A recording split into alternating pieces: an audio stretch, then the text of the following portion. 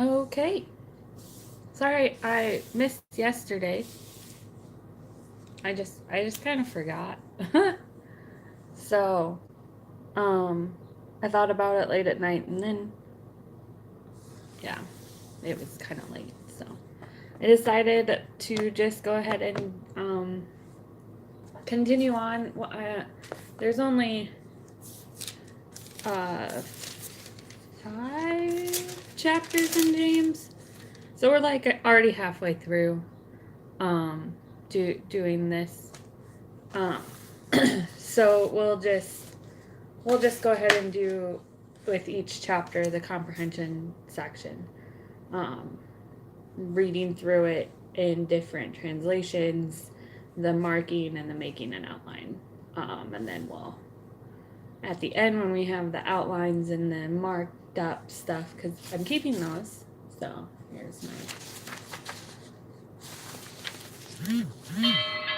Oops, I forgot to turn that off again. My bad. Oh boy, I think I might have to put these back in actual order. Oh no, I know what I did. James chapter 1 is right here. Um, actually, in order, and then James chapter 2. So I have the marked up pages. And then, um, so I'll print off James chapter 3 tomorrow, and we'll start the marking of James chapter 3. Today I'm just going to read through it in the different versions. And then we'll, start marking it up. Anyway, okay, we're going to start with King James version. So James chapter 3. Whole chapter. My brethren, be not masters, knowing that we shall receive the greater condemnation. For in many things we offend all. If any man offend not in word, the same is a perfect man, and also able to bridle the whole body. Behold, we put bits in horses' mouths, that they may obey us, and we turn their whole body. Behold also the ships, which, though they be so great, are driven of fierce winds, yet they are turned about with a very small helm, whithersoever the governor listeth. Even so, the tongue is a little member, and boasteth great things. Behold, how great a master a little fire kindleth. And the tongue is a fire, a word of iniquity. So is the tongue among our members, that it defileth the whole body, and settleth on fire the course of nature, and it is set on fire of hell. For every kind of beasts, and of birds, and of serpents, and of things in the sea is tamed, and hath been tamed of mankind. But the tongue no man can tame. It is an unruly evil, full of deadly poison. Therewithin we bless we God, even the Father, and therewithin we curse men, which are made after the similitude of God. Out of the same mouth proceedeth blessings and cursings. Brethren, these things ought not to be so. Doeth a foundation set forth at the same place sweet water and bitter? Can the fig tree, my brethren, bear olive berries, either a vine figs? So can no fountain both yield salt water and fresh. Who is a wise man and endued with knowledge among you? Let him show out of good conversation his works with meekness of wisdom. But if ye have bitter envying and strife in your hearts, glory not and lie not against the truth. This wisdom descendeth not from above, but is earthly, sensual, devilish. For where envy and strife is, there is confusion and every evil work.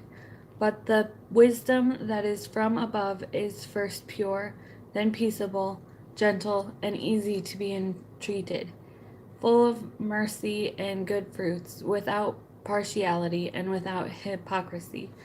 And the fruit of righteousness is sown in peace of them that make peace. King James is pretty wordy. I'm part of the reason people, well, that I in particular don't like King James is you're so focused on how to say things that you're not getting what it's saying, if that makes any sense. Like, just trying to get through reading it, you're missing what it's saying. That's why I don't like it. Like, I can't really remember what I just read because like I was struggling so hard to just read. Anyway, okay, that's besides the point. Anyway, New American Standard Version.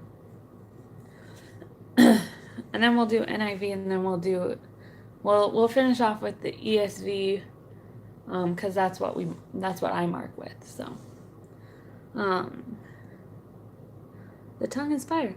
Let not many of you become teachers, my brethren, knowing that as such we will incur a stricter judgment.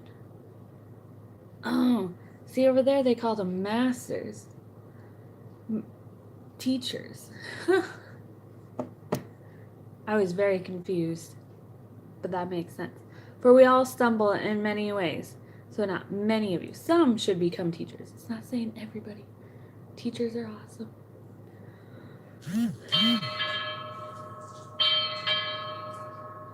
I forget about that. Which is silly because I was texting right before I got on and should know people will text me back. Okay, let not many of you become teachers, my brethren, knowing that as such we will incur a stricter judgment. For we all stumble in many ways. If anyone does not stumble in what he says, he is a perfect man, able to bridle the whole body as well. Now, if we put the bits into horses' mouths so that they will obey us, we direct their entire body as well. Look at the ships also, though they are so great and are driven by strong winds, are still directed by a very small rudder, wherever the inclination of the pilot desires. So also the tongue is a small part of the body, and yet it boasts of great things. See how great a forest is set aflame by such a small fire?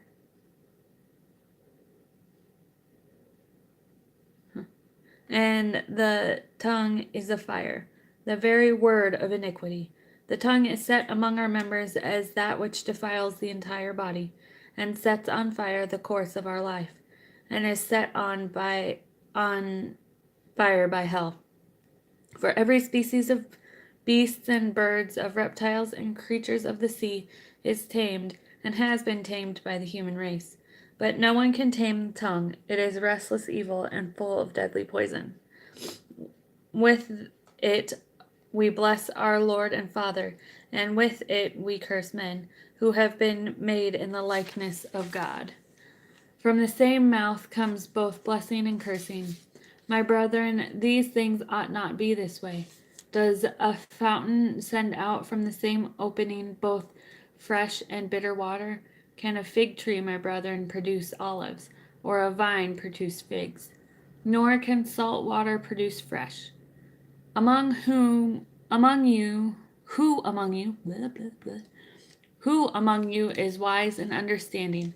Let him show by his good behavior his deeds in the gentleness of wisdom. But if you have bitter jealousy and selfish ambition in your heart, do not be arrogant, and so lie against the truth. This wisdom is not that which comes down from above, but is earthly, natural, demonic. For where jealousy and selfish ambition exist, there is disorder and every evil thing. But the wisdom from above is first pure, then peaceable, gentle, reasonable, full of mercy and good fruits, unwavering, without hypocrisy. And the seed whose fruit is righteous is sown in peace by those who make peace.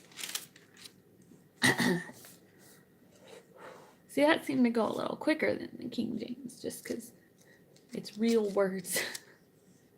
Sorry. Not many. Okay, so this is the New International Version of James 3.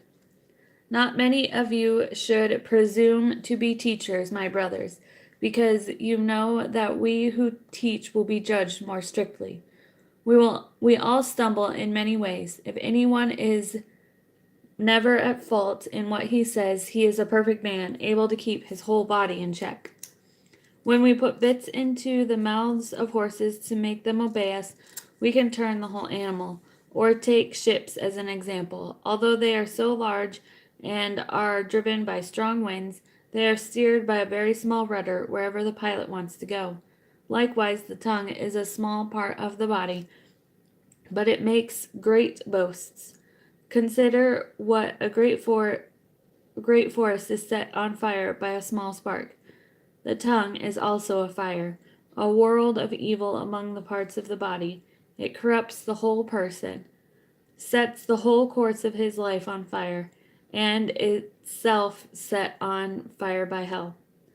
All kinds of animals, birds, reptiles, and creatures of the sea are being tamed and have been tamed by man, but no man can tame the tongue. It is restless evil, full of deadly poison. With the tongue we praise our Lord and Father, and with it we curse men who have been made in God's likeness. Out of the same mouth come praise and cursing. My brothers, this should not be. Can both fresh water and salt water flow from the same spring? My brothers, can a fig tree bear olives, or a grapevine bear figs? Neither can a salt spring produce fresh water. Who is wise and understanding among you? Let him show it by his good life, by deeds done in humility that comes from wisdom. But if you harbor bitter envy and selfish ambition in your hearts, do not boast about it or deny the truth. Such wisdom does not come down from heaven, but is earthly, unspiritual, of the devil. For where you have envy and selfish ambition, there you will find disorder and every evil practice.